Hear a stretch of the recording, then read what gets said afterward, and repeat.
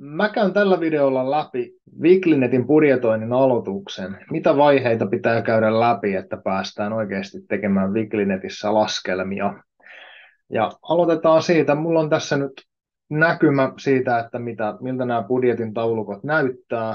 Ja me palataan tänne vähän myöhemmin sitten uudestaan. Aloitetaan nyt aivan alusta ja kuvitellaan, että maatilayrittäjä tai maatilan Wiglinetissä ei ole tehty mitään muuta kuin luototunnukset. Ja ensimmäinen asia, me tullaan tänne sitten tiettyjen lähtötietojen syöttämisten jälkeen vähän niin kuin tyhjään näkymään ja aloitetaan siitä, että tuodaan tänne maatilayritykselle kirjanpitoaineista. Kaikista helpoiten se tapahtuu siten, että teillä on tässä näkymä auki, kun tuutte tänne tuo kirjanpito-osio, niin syötätte tähän yhteyshenkilön nimen ja sähköpostin paikkaan sen henkilön nimen, jolla on pääsy kirjanpitoaineistoon. Jos sä olet sinä itse, niin voit syöttää tähän oman sähköpostisi. Sen jälkeen painat tuosta, tallennat tiedot ja lähetä aineiston siirtopyyntö. Tilitoimistolle lukee tuossa, mutta kuka tahansa voi syöttää tähän oman sähköpostiinsa täällä. Ja siinä sähköpostissa on sitten ohjeet, miten tämä aineisto siirtyy. En sitä tässä nyt näytä, mutta se on hyvin yksinkertainen toimenpide. Sen jälkeen, kun tulee ohjeistus sähköpostiin, niin maatalousneuvoksessa sitten tehdään pari temppua ja sieltä saadaan sitten aineisto siirrettyä. Ja kun sieltä painetaan nappia, niin meillä tulee tänne asiakirjoihin sitten tarvittava materiaali ja tarvittavat tiedostot.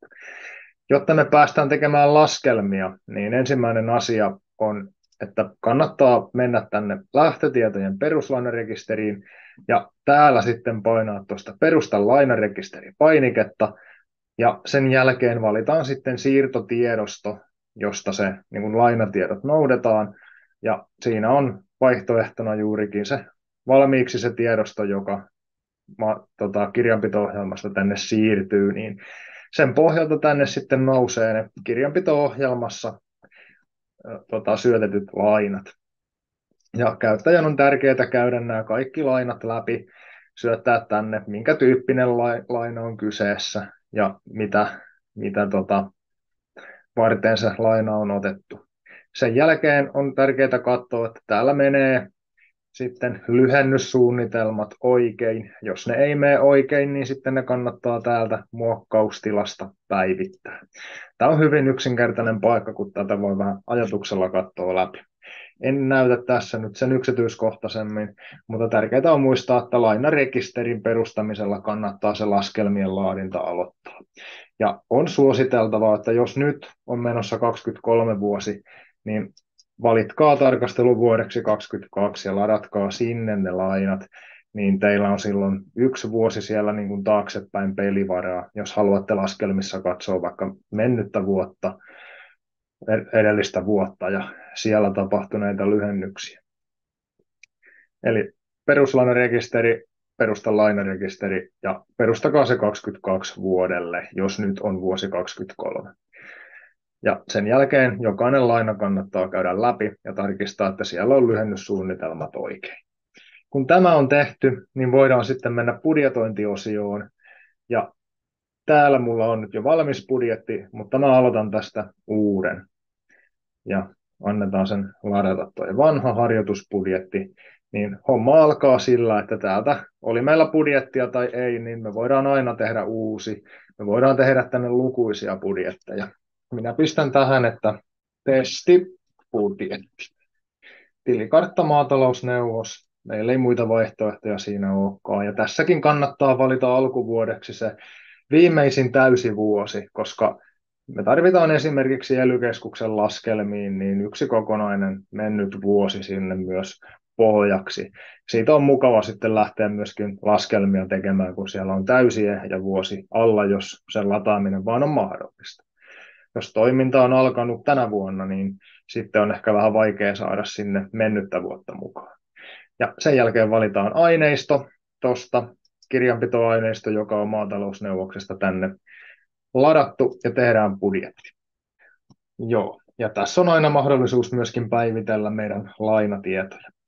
Me lisättiin tänne jo peruslainarekisteriin tiedot, niin nyt meillä on siinä kohtaa sitten tilan olemassa olevat lainat jo käsiteltynä. Ja se, mitä me nyt täällä sitten tehdään, niin katsotaan täällä muutamat lähtötiedot ensin kohdilleen ja lähdetään sitten suunnittelemaan tulevaa. Katsotaan, minkämoinen näkymä meille tähän nyt ilmestyy. Noin. Ja tässä näkyy meillä nyt vuosi 2021 on täällä aineistossa. Mä voin sen tuosta halutessani piilottaa. Ja budjetti ja toteuma 22. Se tekee oletuksena budjetin joka vuodelle aina edellisvuoden aineiston pohjalta. Jos meillä on siellä jo täysi vuosi alla, niin se tuo toteutuneet lukemat. Eli mä voin nyt piilottaa tuon 22 vuoden budjetin tuosta, koska se on ohjelma itse rakentanut 21 vuoden perusteella. Okei.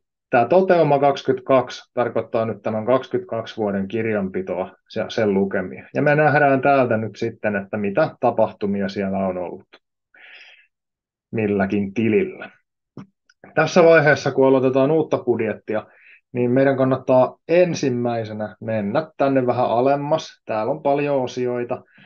Täällä arvioidaan tuloja ja menoja näissä osioissa, mutta ennen kuin me lähdetään sitä tekemään, niin kannattaa mennä tänne omaisuus- ja poistosuunnitteluosioon, tarkistaa täältä eri omaisuusryhmät, että täällä on rakennukset ja koneet ja laitteet ja kaikki ne kirjanpitoaineistossa olleet omaisuusryhmät omana luettelonaan.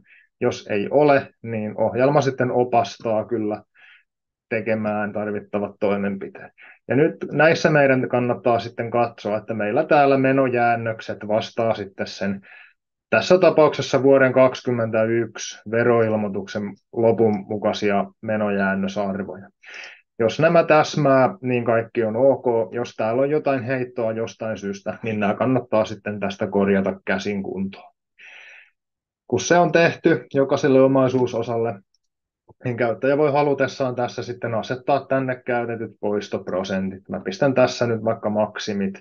Ja jos koneissa ja laitteissa on tarkoitus käyttää vaikka 20%, niin syötetään ne tänne, jolloin tämä 22 vuoden aineisto tai omaisuuseristä tehdään sitten tämän mukaiset poistot. Kun tämä on tehty, me ollaan ikään kuin tarkistettu tämä 22 vuosi tästä kuntoon. Nämä voidaan tästä aina piilotella, jos ei niitä haluta silmäillä.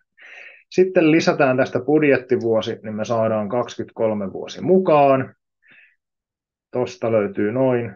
Ja nyt, jos meillä on nyt tilanne se, että vuosi 2023 on kesken ja meillä on täällä jo kirjanpidossa toteumaa, niin me voidaan heti perään päivittää toteumat kirjanpidosta.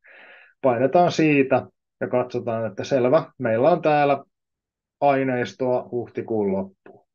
Päivitetään tuosta toteumat, niin nyt me saadaan sitten jo näkyviin se kirjanpidosta 23 vuoden alkuhetken tilanne. Ja nyt jos me halutaan tässä sitten tehdä budjettia, laskelmia, niin nyt me ruvetaan käymään sitten täällä tilikohtaisesti läpi esimerkiksi maidon myyntituloja. Täällä me nähdään harmaalla ne kirjanpidon toteumat ja täällä vasemmalla me sitten suunnitellaan tulevaa. Jos näiden välillä on ristiriitoja, niin me voidaan toi toteuma ajaa tähän budjetin päälle. Ja sen jälkeen lähtee tästä sitten vaikka käsin arvioimaan maidon myyntituloja loppuvuodelle kuukausi kerrallaan. Me voidaan myöskin käyttää täällä apuna laskuria, jos me halutaan. Et meillä on nyt vaikka 60 lehmää ja yksi lehmä sitten lypsää vaikka 800 litraa maitoa ja mitä on sitten tällainen. Me voidaan sitten tätä kautta arvioida maidon myyntituloja myös. Tai sitten syöttää tänne suoraan vuosibudjetti. Eli tähän on monta tapaa ja tässä kannattaa testata erilaisia keinoja. Me käydään jokainen tili samalla lailla läpi. Voidaan hyödyntää tosiaan tätä alkuvuoden toteumaa, jos sellainen on käytettävissä. Sen jälkeen tullaan alemmas, käydään läpi menot myöskin. Näitä on täällä aika paljon näitä menotilejä.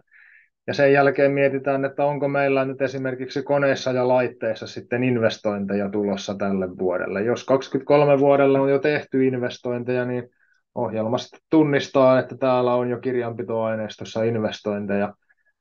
Ja se voidaan tuohon suunnitelmapuolellekin päivittää. Ja jos me loppuvuodelle mietitään vaikka syyskuulla jotain hankintaa, niin me voidaan tänne sitten kirjata hankintamenoksi 15 000 euroa. ja nyt se sitten tulee tänne meidän hankintamenoon, ja se on mukana meillä poistolaskennassa. Eli näin ollaan nyt sitten käyty läpi 23 vuosi, ja näytän tässä vielä pari juttua. Voidaan tästä kokonaistarkastelu, joka löytyy täältä, niin täällä sitten syöttää verotukseen liittyviä tietoja. Eli täällä käytännössä, jos meillä on kirjanpidossa verotilit jo olemassa, niin ohjelma tuo sitten kirjanpidon toteuman sieltä.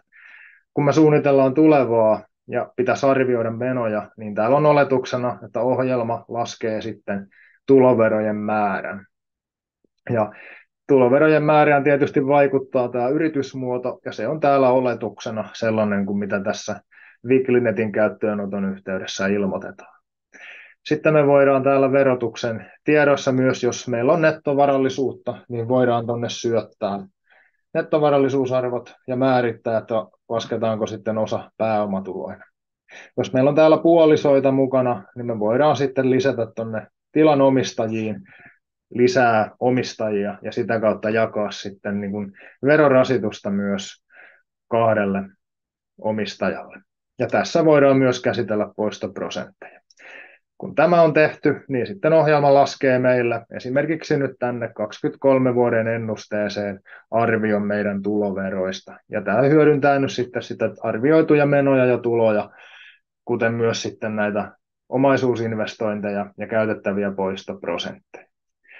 Ja tällä lailla me voidaan sitten Wiklinettiä käyttää vaikka kuinka pitkälle. Me voidaan tänne lisätä budjettivuosia lisää niin paljon kuin me halutaan ja tehdä sitten laskelmia ihan oman mielenkiinnon mukaan.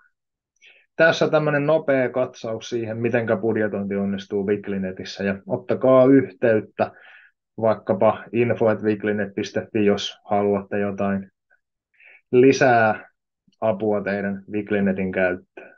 Kiitos.